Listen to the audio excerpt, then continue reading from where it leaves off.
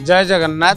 आम मंदिर प्रवेश कला बेले अनेक देवादेवी दर्शन बेढ़ा परिक्रमा जिते बड़े कर देवादेवी को दर्शन कला बेले आम से उत्तर द्वार रे दर्शन कर माँ शीतला। माँ शीतलांकर कौन रही आम जिते बड़े देखा चिंता करवा जे शीतलांकर कौन पे आविर्भाव है एवं कौन पे क्यों उद्देश्य पूजा करा जाउछि। शीतला माता होती आमको शांतिर प्रतीक। जितेबले कौन सी पिला विभिन्न प्रकार रोग आक्रांत होता यथा जपरी भाव दैवी जपरी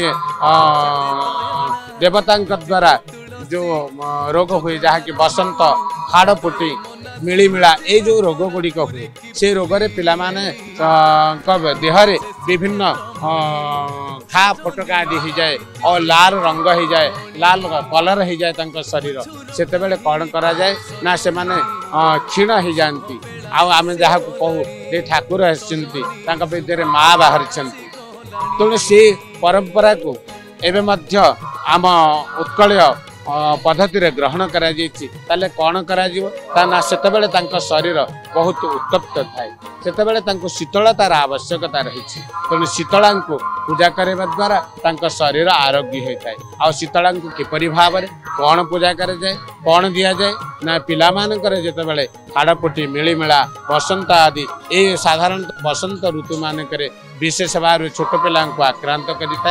तेणु से समय कौन करा जाए ना शीतला माता पाखे पैड़ पानी चंदन लागी करा जाए और पुष्प दे तांकर नाम गोत्र तांकर नाम रे जेतेबेले चंदन को अर्पण करा जाए तो ता शरीर भितर शीतलता प्राप्ति हुए। तार जो उत्तप्त देह ता भितर जो फटका हो जाए घर माने घा गुड़िक हो जाए तार शीतलता प्राप्ति हो माँ शीतला कृपा तार शरीर आरोग्य होता है। तेणु शीतला कर पूजा पद्धति एक आम शक्ति पद्धति माध्यम हुए से देवी दुर्गा आविर्भाव ये दुर्गा शक्ति रूपा सी होती पार्वती शक्ति रूपा। तेणु से भरी भाव में पिला मानकर रोग शांति शीतला को पूजा करा जाए। तो शीतला होती जगत जननी माता पार्वती एक अनन्य रूप।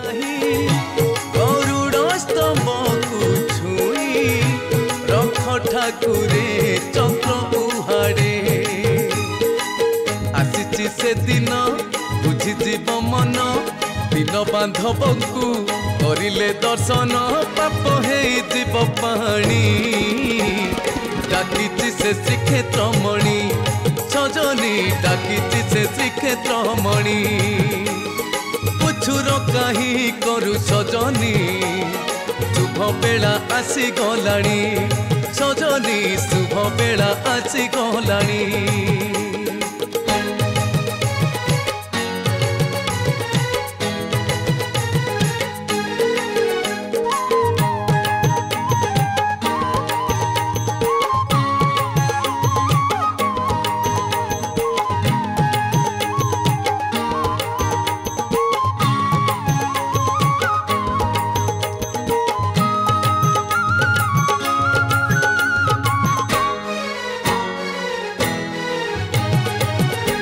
आशा के बेसरे नाही लोभ के बे मरे नाही एई मनरे मर्त्य मंडले मर्त्य बई कुंठे थरे पाद टिके पड़ी गले ज्ञान उदय हुए मनरे।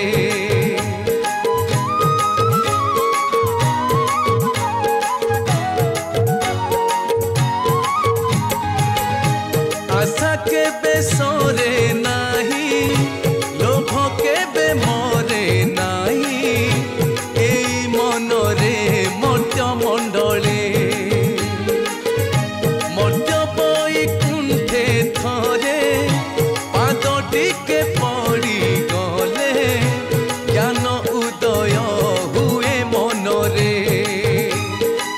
सबु दुख सरे सबु लोभ मरे मुख्य मिली जाए ता सिंह दुआरे चाखी देले टंक तोराणी डाकी से श्रीक्षेत्र मणि सजनी डाकी से श्रीक्षेत्र मणि उछुर कहीं करू सजनी बेला आसी गलानी उछुर कहीं करू सजनी शुभ बेला आसी गलानी।